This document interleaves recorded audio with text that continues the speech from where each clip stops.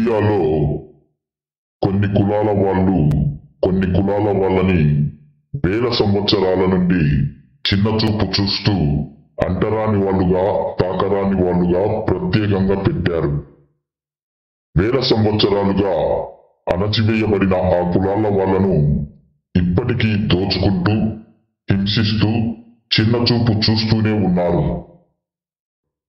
వేదనకు గురైన ఆ కులాల వాళ్ళు ఇది మా తలరాత అని బాధపడ్డారు.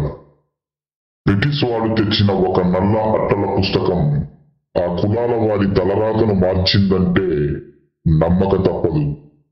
అంతవరకు అంటరాని వాళ్ళుగా ఉండిన వాళ్ళు మేము కాదురా అంటరాని వాళ్ళం, మీ దేవుళ్ళందరూ అంటరాని వాళ్ళే అని చెప్పేశారు.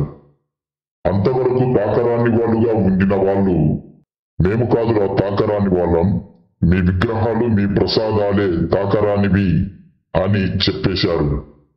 అంతవరకు అసహ్యమైన వాళ్ళుగా ఉండిన వాళ్ళు మేము కాదురా అసహ్యమైన వాళ్ళం, మీరే అసహ్యమైన వాళ్ళు, మీ కులాలన్నీ అసహ్యమైనవి అని చెప్పకనే చెప్పేశారు.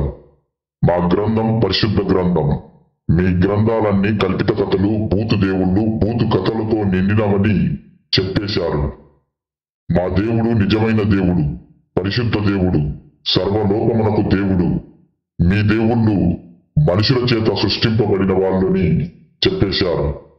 మా దేవుడు కొన్ని కులాల దేవుడు కాదురా, మీ దేవుళ్ళే దొంగ కల్పిత దేవుళ్ళు అని చెప్పే స్థాయికి వచ్చారంటే దానికంతటికి కారణం ఆ నల్ల అట్టల పుస్తకం. ఆ నల్ల అట్టల పుస్తకమే ది బైబిల్. ఏంటి బైబిల్? అందులో నిజంగా ఏముంది? బైబిల్ సిద్ధాంతాలు ఏమిటి? సత్యమా కాదా చూద్దాం. నా ఫైనల్ రీసెర్చ్ లో భాగమే ఈ బైబిల్.